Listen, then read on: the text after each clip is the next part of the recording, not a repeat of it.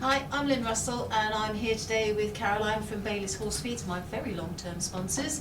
And we're here today to talk about some medical feeding issues.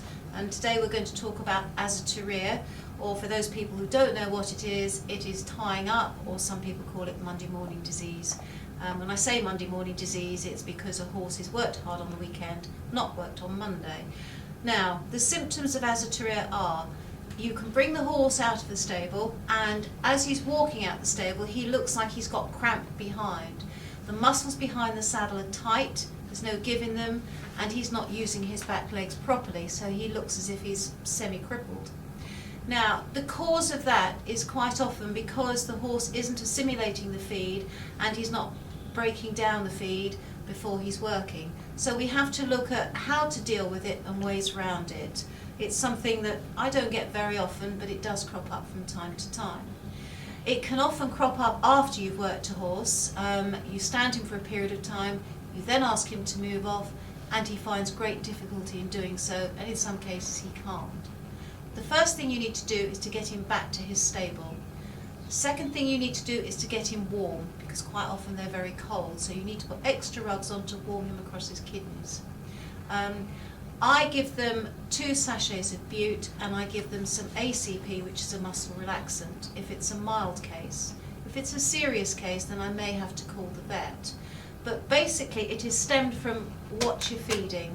So I'm going to talk to Caroline and she will explain a little bit about it, but for me the main key again is the outshine.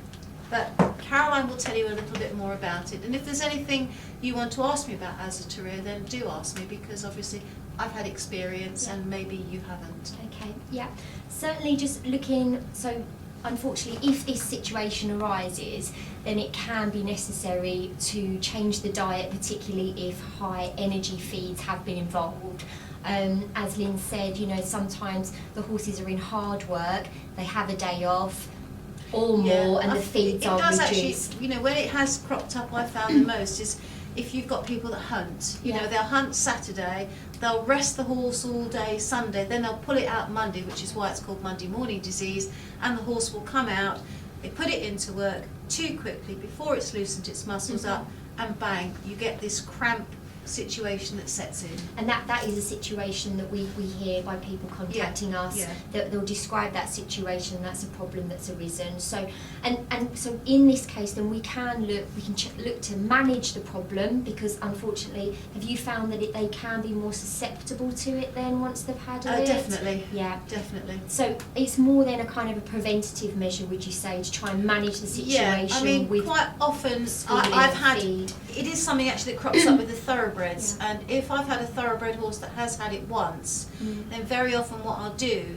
is I will turn them out first thing in the morning so they loosen their muscles off naturally, then I'll bring them in and ride them later, and that way I'm not concerned. But they always used to say, walk the horse out the first 2 miles and walk it back the last 2 miles, but I don't have time to do that. No, not with a yard of 20 horses. No, so I use the field. Yeah, okay. Sounds good. So you mentioned the outshine, Lynn. Yes. So definitely from our point of view as nutritionists, then we'd be looking to base the diet on high oil, high fibre, steering clear from those high energies or competition mixes and such. So really basing the diet on a balancer and looking to add in something like the outshine so that they're getting their energy and their calories in a safe form, so to avoid this build up, to avoid these problems, you know, that certainly can contribute to a horse that's susceptible to tying up.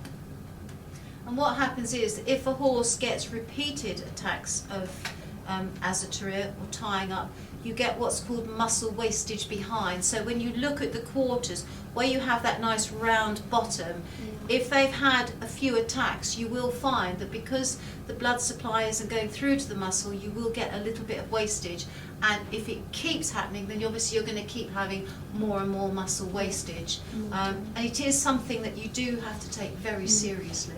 Something that can help with the muscle side of things, certainly in this instance, obviously change your feed, but also look to add in an electrolyte supplement. Do you find that helps with your horses? I do, but I must make it very clear to people that I am very experienced. If you come across or you have a horse with Azoturia, then please contact your vet. don't just take on board what I'm telling you. I've got 20 years experience and you may not have, so it is important. And with, like Lynn said, Lynn has the experience, and with the regards, obviously there's a lot more to it, but on the feed side of things, if you want just to clarify what to feed to help and manage the situation, then please do contact a feed company via the helpline, via the Organise a website. feed company, contact Bailey's, I do. That's The what you're Bailey there specialist. for. That's what you're there for, you're there to help me.